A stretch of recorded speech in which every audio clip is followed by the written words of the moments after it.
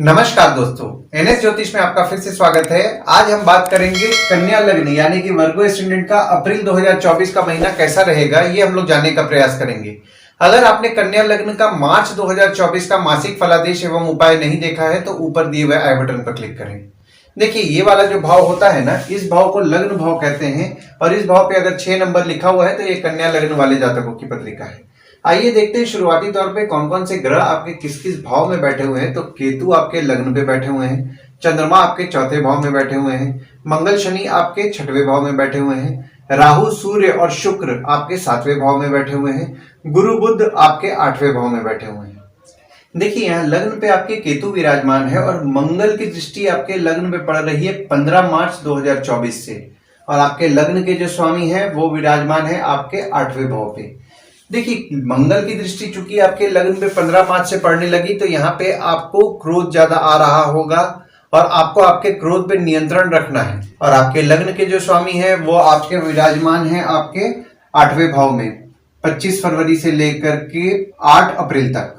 तो यहाँ पे देखिए, आपका फोकस आपके ससुराल पर रहेगा और जब लग्न के स्वामी आपके 7वें भाव में 9 अप्रैल को विराजमान होंगे तो यहाँ पे आपका फोकस आपके स्पाउस या फिर आपके भागीदार पर बढ़ने वाला है। हालांकि देखिए, यहाँ पे आपके लग्न के स्वामी वक्री होकर के जा रहे हैं, जो कि 9 अप्रैल से लेकर के 10 मई तक आपके 7वें भाव में वक्री रहेंगे। तो यहाँ पे आपका फोकस आपके स्पाउस के प्रति बढ़ने वाला है। आपके भागीदार, अगर कोई काम आप भागीदारी में कर रहे हैं तो आपका फोकस आपके भागीदार पर बढ़ेगा।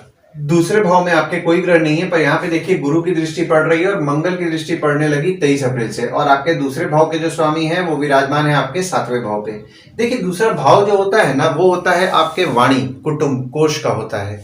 तो यहाँ पे देखिए, आपके दूसरे भाव में गुरु की दृष्टि चूंकि पड़ रही है 22 अप्रैल 2023 से, तो यहाँ पे आपके फैमिली के साथ आपके संबंध तो अच्छे रह रहे होंगे। हालांकि बीच में देखिए थोड़ा बहुत उतार चढ़ाव देखने को मिलता है, पर ओवरऑल अगर देखा जाए तो आपके परिवार वालों के साथ आपके संबंध अच्छे रह रहे होंगे। सेविंग्स आप अच्छे से कर पा रहे होंगे।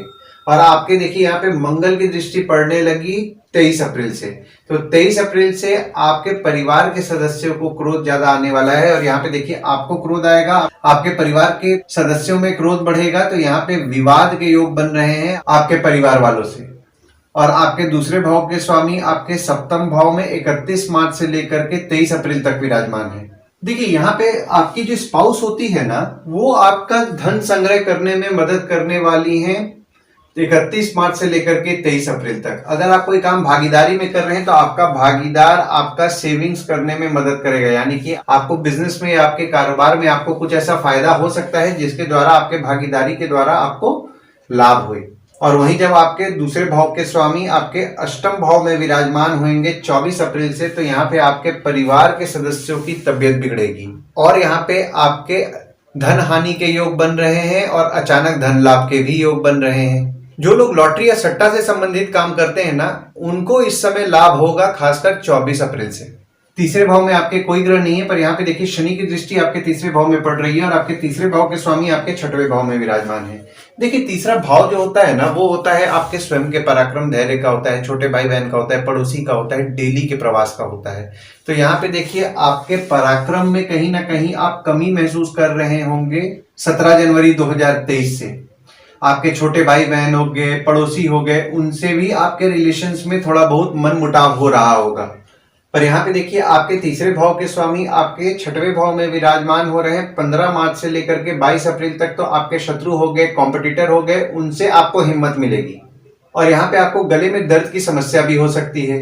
और वहीं जब आपके तीसरे भाव के स्वामी आपके 7वें भाव में 23 अप्रैल से विराजमान होंगे, तो यहाँ पे आपके स्पाउस हो गए, भागीदार हो गए, उनके द्वारा आपको हिम्मत मिलने वाली है और उनके द्वारा आपको धैर्य की प्राप्ति भी होगी। चौथे भाव में आपके चंद्रमा विराजमान है और गुरु के घर में गुरु की दृष्टि पड़ रही है और आपके चौथे भाव के जो स्वामी हैं वो आपके 8वें भाव में विराजमान है। देखिए, चौथा भाव जो होता है ना, वो होता है आपके सुख, माता, घर, वाहन का होता है। तो यहाँ पे देखिए, आपके चौथे भाव में गुरु के घर में गुरु की दृष्टि 22 अप्रैल 2023 से पड़ रही है। तो आपको सुख तो अच्छा मिल रहा होगा, चाहे वो घर का हो, वाहन का हो, माता का हो, उनसे आपको सुख अच्छा मिल रहा होगा। और आपके चौथे भाव के स्वामी आपके 8वें भाव में 22 अप्रैल 2023 से विराजमान है। तो यहाँ पे आपकी माता की स्वास्थ्य थोड़ी बहुत बिगड़ सकती है, तो माता की स्वास्थ्य का आपको विशेष तौर पर ध्यान देना है। जैसा कि मैंने आपको पहले के वीडियो में बताया है, वाहन संभाल कर चलाएं, वाहन आपको संभाल के चलाएं। थोड़ा बहुत चोट पाट लगने के योग बन रहे हैं तो वाहन यहाँ पे आपको संभाल के चलाना है। और पांचवें भाव में आपके कोई ग्रह नहीं है, ना ही किसी ग्रह की दृष्टि पड़ रही है, पर यहाँ पे आपके पांचवें भाव के स्वामी आपके छठवें भाव में विराजमान है। देखिए, पांचवा भाव जो होता है ना, वो होता है आपके संतति, प्रेम, पढ़ाई, साधना का होता है। तो यहाँ पे आपके पांचवें भाव के जो स्वामी है आपके छठवें भाव में 17 जनवरी 2023 से विराजमान है। तो यहाँ पर आपके जो बच्चे होते हैं उनके पढ़ाई में उनको दिक्कतों का सामना करना पड़ रहा होगा 17 जनवरी 2023 से। साधना अगर आप करते हैं तो साधनाओं में आपको दिक्कतों का सामना करना पड़ रहा होगा। प्रेम संबंध अगर आपका चल रहा है तो प्रेम संबंध में भी आपको बहुत ही ज्यादा दिक्कतों का सामना करना पड़ रहा होगा 17 जनवरी 2023 से। और यहाँ पे जैसा कि मैंने आपको पहले भी बताया है कि आपके बच्चे हो गए या फिर जो स्टूडेंट्स हैं उनके पढ़ाई में उनको बहुत सारी अड़चने आ रही होंगी, कुछ ना कुछ दिक्कतों का उनको सामना करना पड़ रहा होगा। और यहाँ पर आप अपने शत्रु और विकारों के कारण चिंतित भी रह रहे होंगे। स्टूडेंट्स के पढ़ाई में उनको अड़चनों का सामना करना पड़ रहा होगा, और कुछ नया अगर आप सीखने का प्रयास कर रहे होंगे तो वो भी आप आसानी से नहीं सीख पा रहे होंगे। यहाँ पे देखिए, जैसा कि मैंने आपको पहले के वीडियोस में भी बताया है कि आपके बच्चों को आपको बहुत ही ज्यादा डिप्लोमेटिकली हैंडल करना है। अगर आप डिप्लोमेटिकली हैंडल नहीं करेंगे तो वे आपको अपना शत्रु समझने लगेंगे। वहीं आपके प्रेम संबंध में भी मैंने आपको जैसा कि पहले के वीडियोस में बताया है कि आपके प्रेमी या प्रेमिका हो गए, उनको आपको बहुत ज्यादा समझदारी से हैंडल करना है, वरना यहाँ पे आप कुछ बोलेंगे तो उसको नेगेटिव वे में लेने वाले हैं। और यहाँ पे आपके पेट में दर्द की समस्या भी हो सकती है। छठवें भाव में आपके शनि विराजमान है और मंगल विराजमान है। देखिए, शनि आपके छठवें भाव में अपने राशि में बैठ करके विपरीत राजयोग का निर्माण कर रहे हैं, और मंगल आपके छठवें भाव में 15 मार्च से लेकर के 22 अप्रैल तक विराजमान है। देखिए, छठवां भाव जो होता है वो होता है आपके रोग, ऋण, शत्रु, मामा मौसी का होता है। तो यहाँ पे छठवें भाव में आपके शनि द्वारा विपरीत राजयोग का निर्माण हो रहा है। तो यहाँ पे आपके शत्रु या कॉम्पिटिटर पे आपका खर्चा तो होगा, पर खर्चा करके आप आपके शत्रु या कॉम्पिटिटर पर विजय पाएंगे। अगर आपका कोई कानूनी कार्रवाई भी चल रहा है तो कानूनी कार्रवाई में भी आपके फेवर में आने वाला है, क्योंकि आप उस पर विजय पाएंगे। क्योंकि शनि जो विपरीत राज्यों का निर्माण कर रहे हैं तो यहाँ पे आपको कोर्ट केस में आपको निश्चित तौर पर जिताएंगे। और मंगल आपके छठवें भाव में 15 मार्च से लेकर के 22 अप्रैल तक विराजमान है। तो यहाँ पे आपके शत्रु हो गए, कॉम्पिटिटर हो गए, मामा मौसी हो गए, उनको क्रोध ज्यादा आएगा। खासकर आपके शत्रु और कॉम्पिटिटर हो सकता है कि आपको उकसाए या फिर आपसे झगड़ा करने का प्रयास करे। तो यहाँ पे आपको आपका संयम नहीं खोना है, क्योंकि देखिए आपके भी लग्न पे मंगल की दृष्टि पड़ रही है 15 मार्च से। तो यहाँ पे आपको क्रोध आ रहा है, आपकी शत्रु या कॉम्पिटिटर को क्रोध आ रहा है। तो यहाँ पे विवाद के योग बन रहे हैं आपके शत्रु या कॉम्पिटिटर से। मामा मौसी के साथ भी आपको अपने क्रोध पे नियंत्रण रखना है, क्योंकि मामा मौसी से भी विवाद के योग बने हुए हैं। सातवें भाव में आपके राहु विराजमान है और सूर्य आपके सातवें भाव में 12 दिन के लिए विराजमान रहेंगे। शुक्र विराजमान रहेंगे 23 दिन के लिए, और मंगल आपके सातवें भाव में 23 अप्रैल को गोचर कर रहे हैं और बुध 9 अप्रैल को गोचर कर रहे हैं। देखिए, सातवां भाव जो होता है ना, वो होता है आपके स्पाउस, भागीदार का होता है। तो यहाँ पे देखिए, आपके सातवें भाव में राहु विराजमान हो गए तो 30 अक्टूबर से आपके स्पाउस हो गए या फिर आपके भागीदार कोई है तो उनके स्वभाव में जिद बढ़ा होगा। और यहाँ पे देखिए, मंगल जो है, मंगल आपके विराजमान हो जा रहे हैं 23 अप्रैल से। तो यहाँ पे मंगल आपके सातवें भाव में विराजमान हो जा रहे हैं, तो आपके स्पाउस हो गए, आपके भागीदार हो गए, उनको क्रोध ज्यादा आएगा। और यहाँ पे आपको भी 15 मार्च से क्रोध ज्यादा आ रहा है, तो विवाद के योग बन रहे हैं। यहाँ पे आपको समझदारी से हैंडल करना है, अपने गुस्से पे नियंत्रण रखना है और विवाद में नहीं पड़ना है। और आपके सातवें भाव के स्वामी आपके 8वें भाव में विराजमान है। देखिए, सातवें भाव के स्वामी चूंकि आपके 8वें भाव में 22 अप्रैल 2023 से विराजमान है, तो यहाँ पे आपकी स्पाउस का, जैसा कि मैंने आपको पहले भी बताया है कि आपकी स्पाउस की तबियत थोड़ी बहुत बिगड़ सकती है, तो स्पाउस की तबियत का विशेष तौर पर ध्यान दें। हालांकि आपके स्पाउस द्वारा आपको अचानक धन लाभ के योग बन रहे हैं।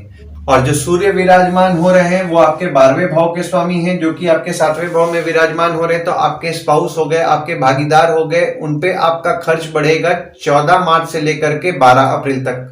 आपकी स्पाउस खर्चीली भी रहने वाली है 14 मार्च से 12 अप्रैल तक। यहाँ पे आपके बिजनेस पार्टनर हो गए यानी कि भागीदार जिसको हम लोग बोलते हैं, या फिर अगर आपके स्पाउस हो गए वे विदेश जाने का प्रयास कर रहे हैं तो 14 मार्च से 12 अप्रैल तक उनके लिए अच्छा समय है। अगर वे जाना चाहते हैं तो जा सकते हैं। हालांकि देखिए 12वें भाव में आपके शनि की दृष्टि पड़ रही है तो थोड़ा बहुत जो लोग भी फॉरेन जाने का प्रयास करेंगे उनको दिक्कतों का सामना तो करना पड़ेगा, पर तब भी आप, क्योंकि देखिए यहाँ पे आपके 12वें भाव के स्वामी आपके 7वें भाव में विराजमान हो रहे हैं, तो आप विदेश जाने का अगर प्रयास करेंगे तो इस समय आपका काम तो भी होने की संभावनाएं बढ़ रही है। और जो शुक्र आपके 7वें भाव में विराजमान हुए शुक्र के, तो यहाँ पे आपके पत्रिका में 31 मार्च से लेकर के 23 अप्रैल तक केंद्र त्रिकोण राजयोग का निर्माण हो रहा है।